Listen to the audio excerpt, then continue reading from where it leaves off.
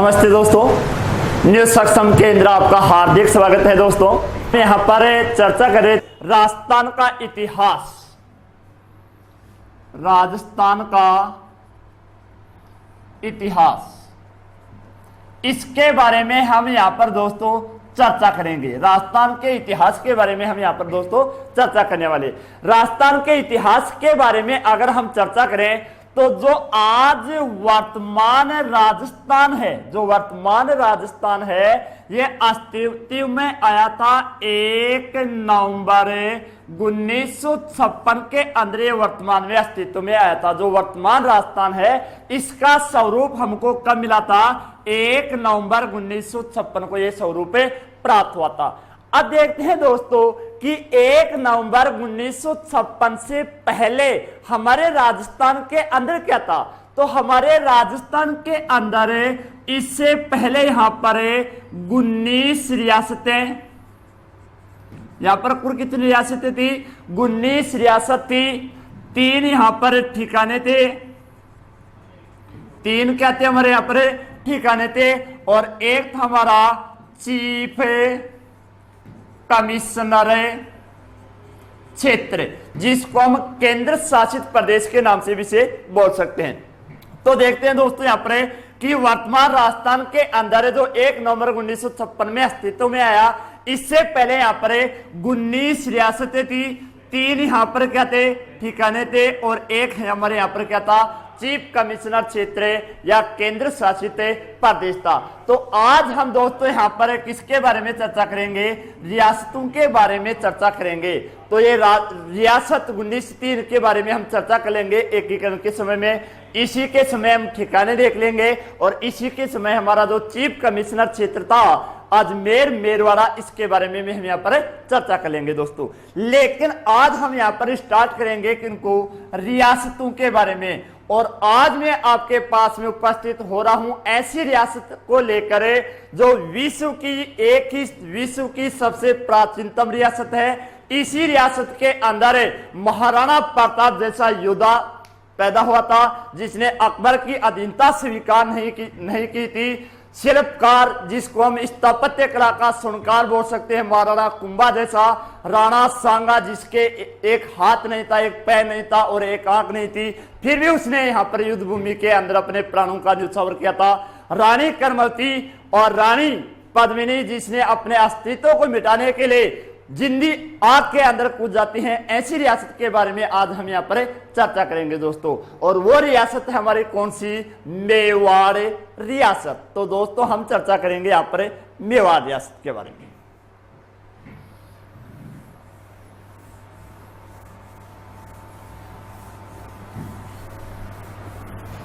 रियासत हमारे कौन सी? मेवाड़। देखते हैं दोस्तों, मेवाड़ रियासत देखते हैं दोस्तों। एक तो मेवाड़ रियासत है जो विश्व की, बात की नहीं, विश्व की सबसे प्राचीनतम रियासत है, जिसके अंदर इसी क्षेत्र के अंदर एक ही यहाँ पर गोत्र ने या एक ही वंश ने सर्वाधिक लंबे समय तक यहाँ पर शासन किया था। और वो गोत्र था हमारा गुहिल या सिसोदिया वंश। यानी गुहिल या सिसोदिया वंश ने एक ही क्षेत्र के ऊपर, यहाँ पर इस क्षेत्र के ऊपर सर्वाधिक शासन किया। अब देखते हैं दोस्तों कि इस मेवाड़ क्षेत्र, जो आज वर्तमान में कितने राज्य हैं जो हमारे मेवाड़ क्षेत्र के अंदर आते हैं। राजस्थान के अंदर हमारा एक मेवाड़ क्षेत्र है। ये कौन सा क्षेत्र हो गया हमारा? मेवाड़। तो इस मेवाड़ के अंदर उस समय जो मेवाड़ रियासत थी, इसके अंदर वर्तमान में यहां पर कितने जिले आते हैं? 4 जिले वर्तमान के अंदर आते हैं। एक तो हमारा है उदयपुर, दूसरा हमारा चित्तौड़, तीसरा हमारा राजसमंद, और चौथा हमारा भीलवाड़ा। भीलवाड़ा का कुछ क्षेत्र हमारे यहां पर शामिल किया गया।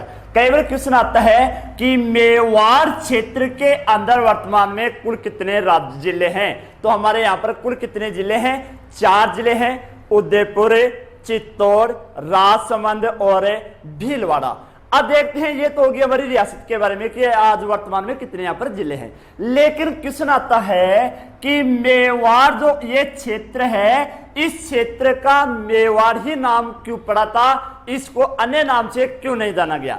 तो मैं आपको यहां पर बता देता हूं दोस्तों कि इस क्षेत्र के अंदर, इस क्षेत्र का मतलब आप समझ गए होंगे कि जो हमारे 4 वर्तमान में जिले हैं, इसी क्षेत्र के अंदर एक जाति रहती थी, कौन सी, मेर जाति। कौन सी जाति रहती थी दोस्तों, यहाँ पर मेर जाति यहाँ पर निवास करती थी। और इस मेर जाति के ऊपर हमेशा आक्रमण होता था, किनका, मलेच्छों का।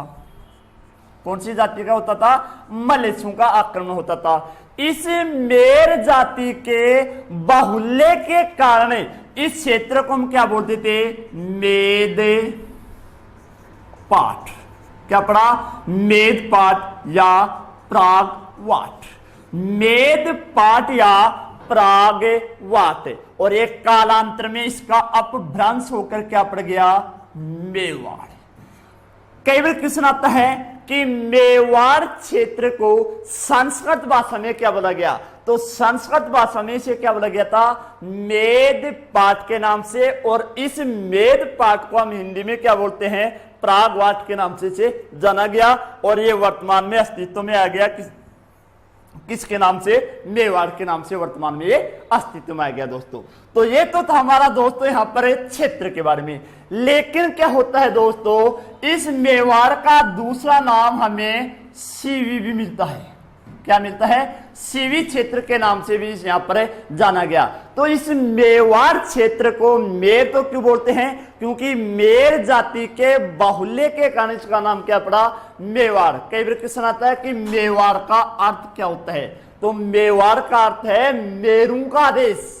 मेऊ या मेरू का जो देश है, इसी को हम क्या बोलते हैं, मेवाड़ बोलते हैं दोस्तों। अब देखते हैं दोस्तों, इसका नाम सीवी क्यों बोला गया, यानी जो मेवाड़ क्षेत्र है, जो हमारा महाभारत के समय में इसको सीवी क्षेत्र के नाम से भी जाना जाता था। अब देखते हैं इसको सीवी क्यों बोला गया है, तो इसके बारे में हम दोस्तों यहां पर चर्चा करते हैं। देखो, हमारा पाकिस्तान के अंदर हमारा एक जिला है पंजाब, पड़ोसी पंजाब। पंजाब के अंदर एक जिला है झंग।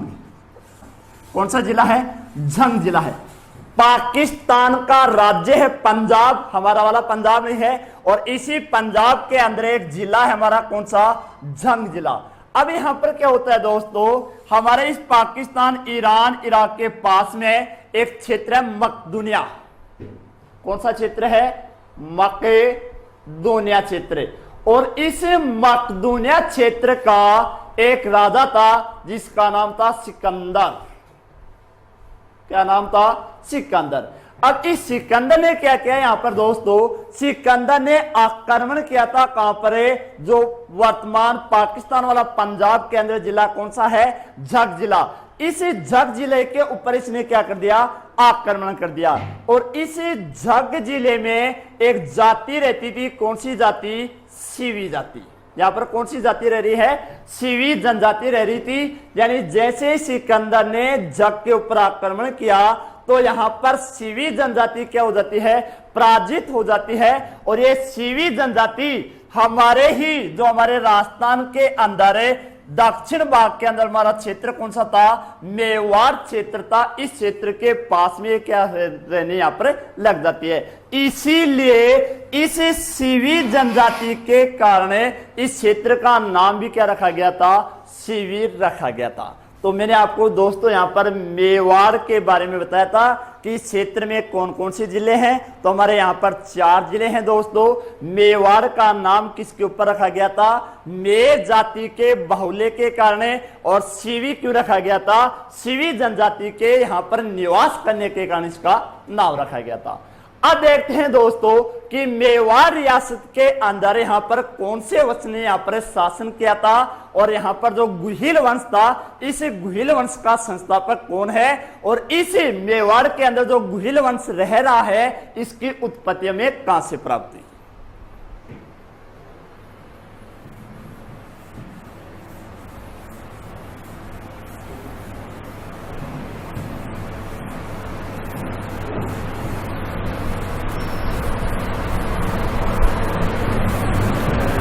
देखते हैं दोस्तों, गुहिल के अंदर यहां पर प्रथम राजा माना गया है गुहिल या गुहिला,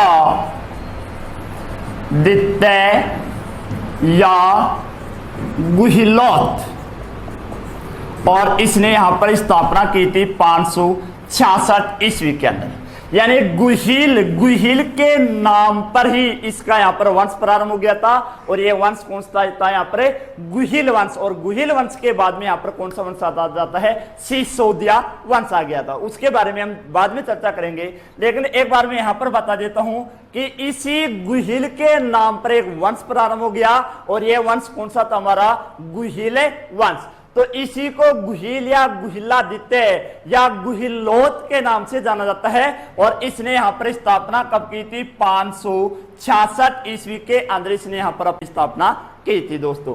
अब देखते हैं दोस्तों, एक बार और मैं आपको बता देता हूं कि मेवाड़ रियासत की सर्वाधिक राजधानी रह चुकी है। क्योंकि पहली राजधानी इसकी रही थी मध्यमिका। मेवाड़ रियासत की पहली राजधानी कौन सी थी, मध्यमिका, जिसे वर्तमान नगरी चित्तौड़ के नाम से जाना जाता है।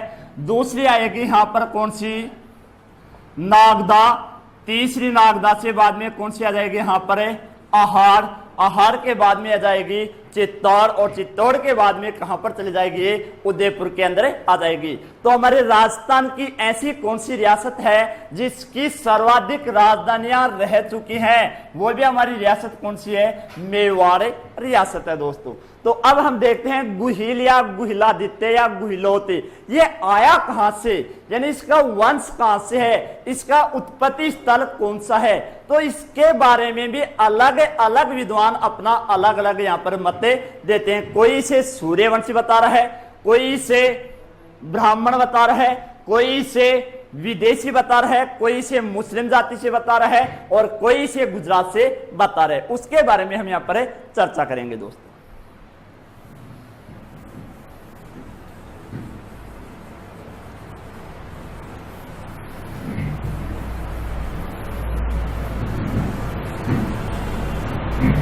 देखते हैं दोस्तों यहां पर चर्चा के बारे में।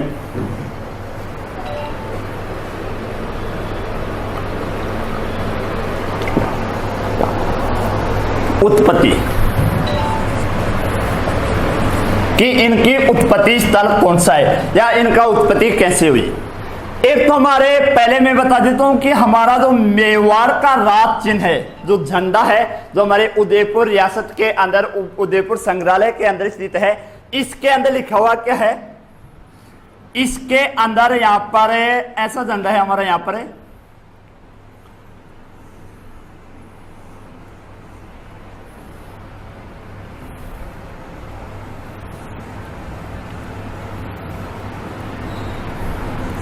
यहां पर लिखा गया है चित्तौड़।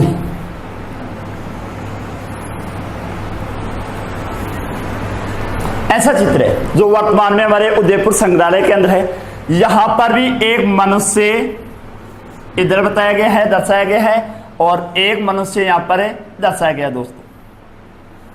यहां पर सूर्य का चित्र है, इसका चित्र दर्शाया गया, यहां पर सूर्य का चित्र दर्शाया गया। एक साइड के अंदर जो मनुष्य है, जो ये क्षत्रिय है, और इसके हाथ में क्या रखी गई है, यहां पर दर्शाया गया है तलवार। हाथ में यहां पर क्या थी, तलवार है। तो ये एक साइड के अंदर जो हमारा मेवाड़ रियासत का जो झंडा था, प्रतीक चिन्ह था, इसके अंदर यहां पर दो मनुष्य हैं। एक साइड में कौन है, क्षत्रिय है, और एक साइड में कौन था, भील है। और यहां पर इसके हाथ में क्या था, धनुष, तीर बाण, जिसको हम क्या बोलते हैं, धनुष।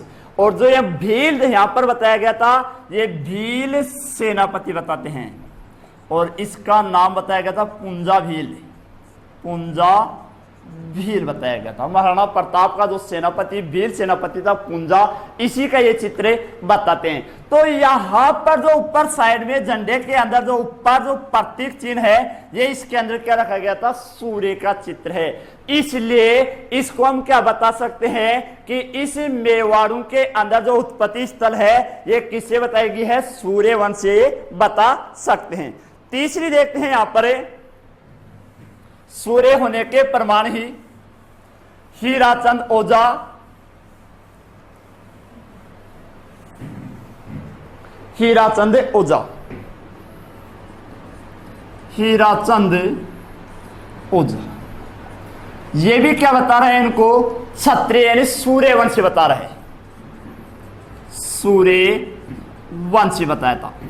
क्योंकि हमारे यहां पर 4 युग चलते हैं, सतयुग, त्रेता युग, द्वापर युग और वर्तमान कलयुग।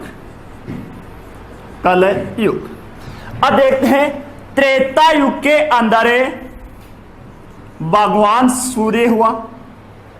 भगवान सूर्य का ही पुत्र था व्यवस्थ मनु, और व्यवस्थ मनु की ही वंशज था इक्ष्वाकु।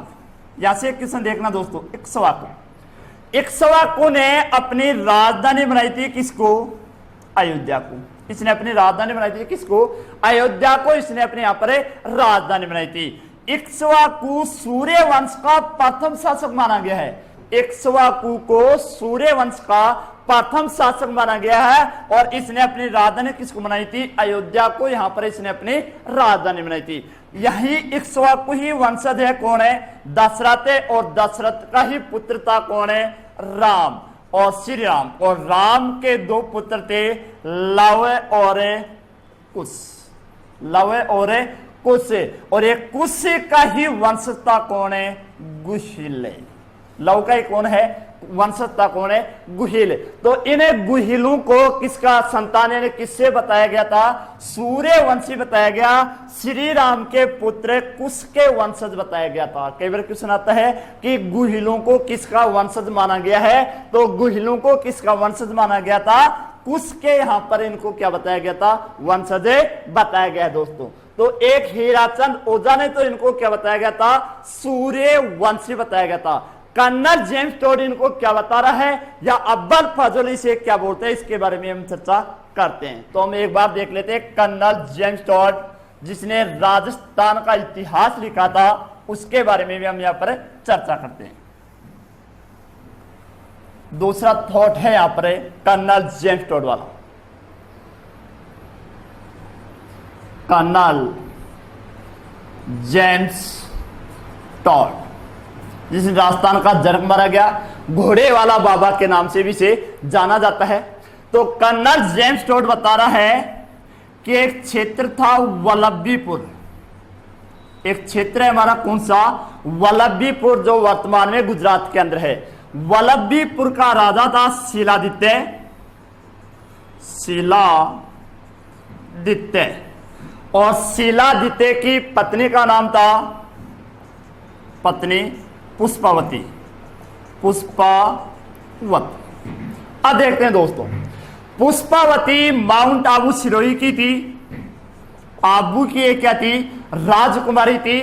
तो यहां पर क्या होता है कि पुष्पावती तो गई हुई थी कहां पर है, अपनी पिहर पक्ष की तरफ, यानी माउंट आबू सिरोही के अंदर गई थी। इधर क्या होता है, वल्लभीपुर के अंदर मलेच्छों ने आक्रमण कर दिया, किसके ऊपर है, शिलादित्य के ऊपर यहां पर आक्रमण किया जाता है। यहां पर शिलादित्य क्या हो जाता है, समाप्त हो जाता है, मारा जाता है। यहां से उसी समय पुष्पावती गई हुई कहां पर थी, माउंट आबू के अंदर है। तो जैसे यहां पर पुष्पावती वापस यहां पर वल्लभीपुर के अंदर आती है, तो शिलादित्य यहां पर समाप्त हो चुका था। अब क्या होता है दोस्तों, ये पुष्पावती सती होना चाहती थी, लेकिन सती नहीं हो पाई, क्योंकि उसने क्या थी, गर्भवती थी। गर्भवती महिला कभी भी सती नहीं हो सकती। तो ये पुष्पावती उसमें न तो शिलादित्य के साथ में सती नहीं हो पाई। दूसरी बात है, पुष्पावती माउंट आबू में भी नहीं जा सकती। अगर कोई विधवा हो जाती है और अगर वो कोई गर्भवती है तो न तो सती हो सकती और न ही अपने पीहर पक्ष के अंदर जा सकती। इसलिए पुष्पावती सती भी होना चाहती थी और अपने बच्चे को भी क्या जन्म देना चाहती थी, इसके बाद में सती होना चाहती थी। तो इस पुष्पावती की एक सहेली थी कमलावती। कमलावती जो एक ब्राह्मणी बताई गई है दोस्तों यहाँ पर। तो पुष्पावती ने एक बच्चे को जन्म दिया था, किसके अंदर है, गुफा में। गुफा के अंदर एक बच्चे को जन्म दिया था। जब इस बच्चे यानी गुफा में जो बच्चा पैदा हुआ, इसी गुफा के कारण इसका नाम रखा गया था गुहिल। क्या नाम रखा गया था, गुहिल। और बाद में जैसे अपने गुहिल को किसके पास में सौंप देती है, कमलावती के पास में सौंप देती है, और पुष्पावती फिर बाद में क्या हो जाती है, शिलादित्य के साथ यानी इसकी निशानी के साथ में क्या हो जाती है, सती हो जाती है। तो कर्नल जेम्स टोड ने इन गुहिलों को कहां से बताया गया था, वल्लभीपुर से यानी वर्तमान गुजरात से इनको बताया गया था।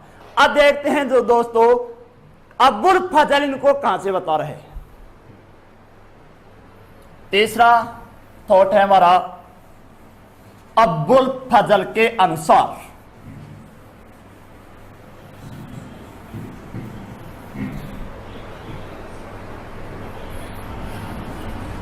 अबुल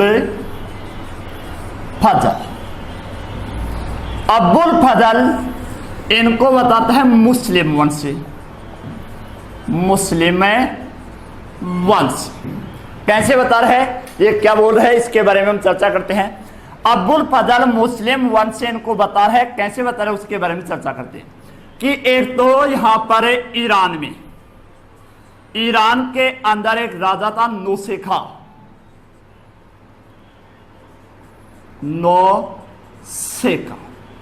नौसेखा का पुत्र था नौसेजाद। नौसेजाद। अब क्या होता है, और नौसेजाद का ही पुत्र वंश था कौन है, गुहिल। कौन था, गुहिल। ईरान एक छोटा क्षेत्र था।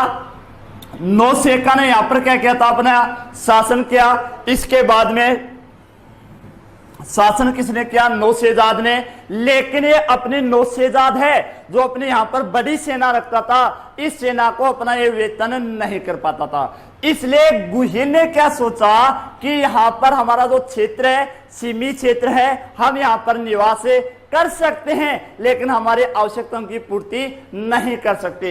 इसलिए गुहिल ने हमारे राजस्थान के दक्षिण भारत के अंदर जो हमारा मेवाड़ क्षेत्र है, इसके ऊपर यह आक्रमण कर देता है और यहां पर कौन से वंश की स्थापना कर देता है, गुहिल वंश की यहां पर स्थापना कर देता है। तभी इसका नाम रखा गया था क्या, गुहिल या मेवाड़ रियासत।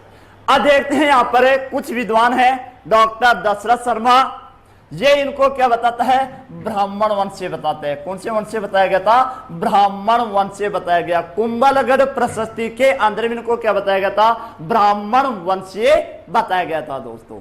तो ये तो था दोस्तों हमारे मेवाड़ रियासत की उत्पत्ति स्थल के बारे में।